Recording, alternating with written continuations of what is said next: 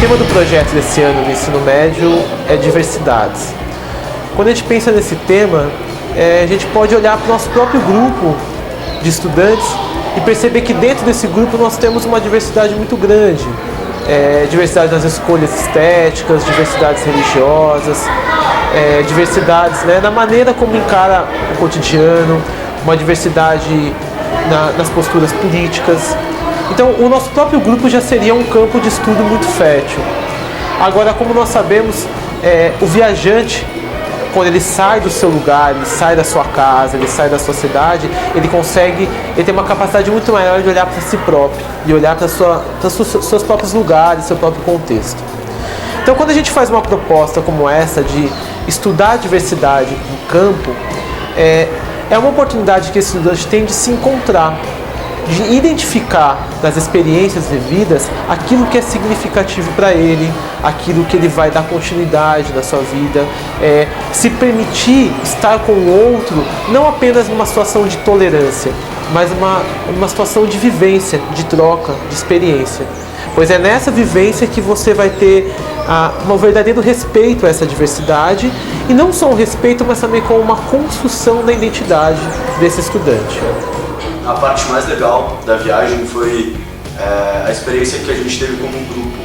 Você consegue trocar muito mais experiência e vivência e risada, e são 24 horas, o dia inteiro, por 4 dias.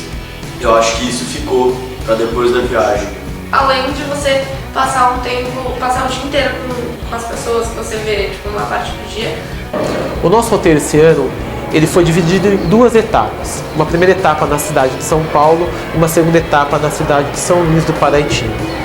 Em São Paulo, os grupos tiveram a oportunidade de conhecer alguns locais do centro histórico da cidade e, mais do que isso, tiveram a oportunidade de conhecer centros culturais importantes, marcos culturais importantes da nossa cidade.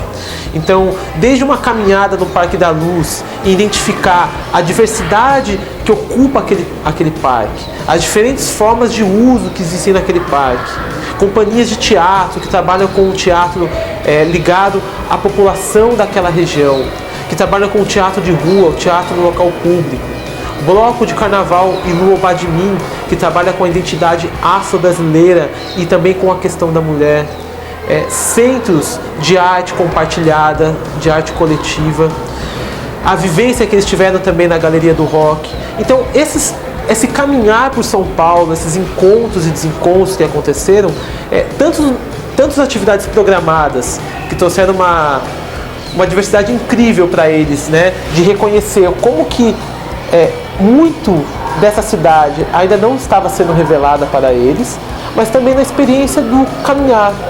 Então, durante o caminhar, eles estiveram ali, encontraram um vendedor ambulante, encontraram abordagens policiais com as quais eles ficaram chocados.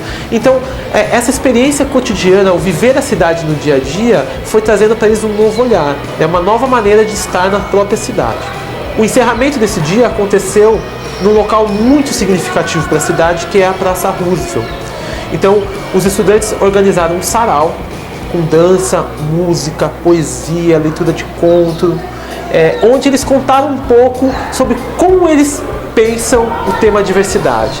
Esse sarau foi incrível, a gente teve a presença de ex-alunos da escola, alunos de outras salas, familiares e pessoas que estavam na praça, como se trata de um local público, pessoas que estavam na praça e passaram a integrar esse sarau também. Então essa troca, ela foi muito bonita de ver, porque ela aconteceu de forma orgânica. A gente não precisou forçar ninguém a se apresentar, a gente não precisou forçar ninguém a interagir com quem estava na praça. Isso foi acontecendo de uma maneira muito orgânica mesmo.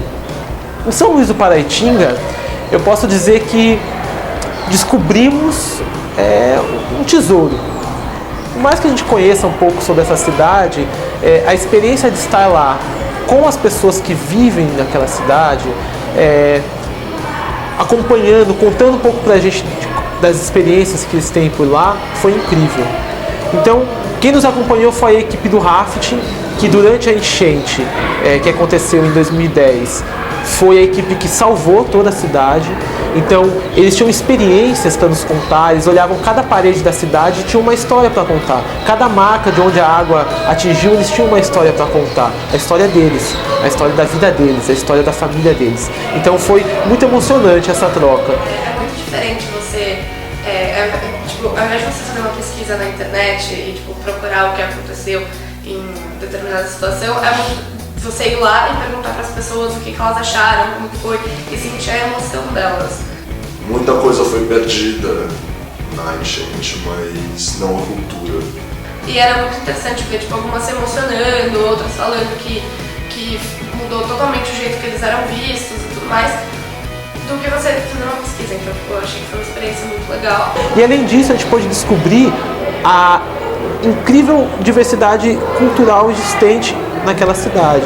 Então as manifestações, né, da vida tradicional caipira, a dança da catira, a festa do divino, o carnaval. Então diversas manifestações culturais a gente teve a oportunidade de conhecer nessa viagem, com várias conversas com mestres, griots de lá, com o secretário de cultura da cidade. Então foi um momento, uma experiência muito única, onde a gente pode conhecer, eu diria muito a fundo mesmo, a cidade de São Luís Paraitinga. Aspectos tipo, da cidade, por exemplo, a gente pesquisa do carnaval em São Luís Paraitinga, a gente pesquisa do carnaval em São Paulo, e vivenciando lá, tipo, participando de um bloco lá na rua, a gente vê tipo, como a emoção deles é diferente. Daí quando você vai pro campo, você usa isso e você vê que é importante. Tipo, é importante pesquisar antes de viajar, mas é importante estar no lugar. Quando a gente pensa no estudo do meio, a gente pensa sim em questões pedagógicas, a gente pensa sim na vivência, na troca de experiência, e a gente pensa sim o quê? Que educar é muito mais do que você ter apenas acesso a um livro e a um conhecimento matemático que está na lousa. Educar é um processo de troca contínuo e verdadeiro.